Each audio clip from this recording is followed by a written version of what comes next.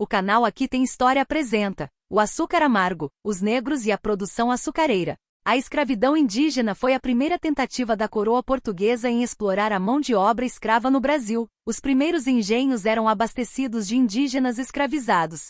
Os portugueses encontraram inúmeras dificuldades em capturar indígenas para esse fim, além destes conhecerem muito bem o território e ser comum as fugas causando prejuízos aos colonizadores. Os padres jesuítas tornaram-se empecilhos para a escravidão dos indígenas, porque defendiam os índios para serem catequizados. A partir da influência da Igreja Católica, a coroa portuguesa só autorizava a escravidão indígena por meio da Guerra Justa. Por volta de 1550, os primeiros africanos chegaram aos engenhos do Recôncavo Baiano, uma das regiões pioneiras no estabelecimento da economia açucareira. No Brasil, o açúcar foi considerado a primeira grande riqueza agrícola e industrial e, por muito tempo, também foi a base da economia colonial. O trabalho escravo era o principal motor da economia açucareira, em todo o processo de produção, da plantação das mudas até o encaixotamento do açúcar destinado especialmente à Europa. O trabalho fora realizado por escravos. O trabalho realizado pelos escravos africanos nos engenhos de açúcar era árduo e insalubre. As jornadas eram longas, em torno de 12 a 14 horas trabalhadas, e tornavam-se mais exaustivas à medida que se aproximava o período da colheita da cana, uma vez que as tarefas a serem cumpridas eram aumentadas.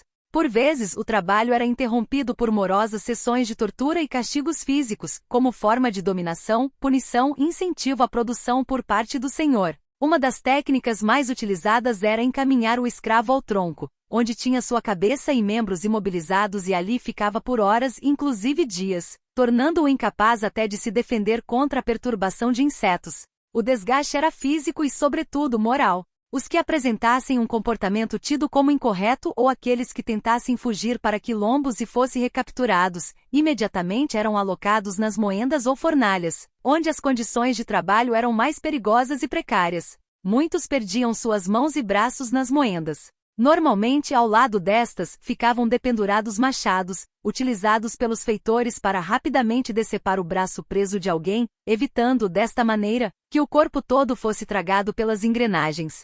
Os que perdiam os membros eram abandonados à própria sorte, e muitos caíam na mendicância, para tentar sobreviver. Habitavam a chamada senzala, uma espécie de alojamento, geralmente feita de barro forrada com um capim seco, para que no período de inverno aquecesse os escravos. As pessoas ficavam amontoadas e acorrentadas. Para evitar de se evadirem do local, realizavam suas necessidades fisiológicas em um canto, o que criava um ambiente propício à disseminação de doenças. Muito comum era a presença de um pelourinho diante da senzala, tronco ereto com amarras para as mãos, onde os cativos eram açoitados na frente de todos, para servirem de exemplo caso a meta do dia não fosse atingida. Estes castigos serviam de exemplos aos outros e estímulos para cumprirem as metas estabelecidas pelos fazendeiros. A alimentação dos escravos era precária, basicamente composta por farinha e feijão, em alguns casos uma proteína, como miúdos de porcos adicionados ao feijão ou um frango com quiabo. Era proibido a prática das religiões de matriz africana, pois foram demonizadas pelos os senhores de engenho, ou qualquer manifestação cultural que relembrasse a Mãe África.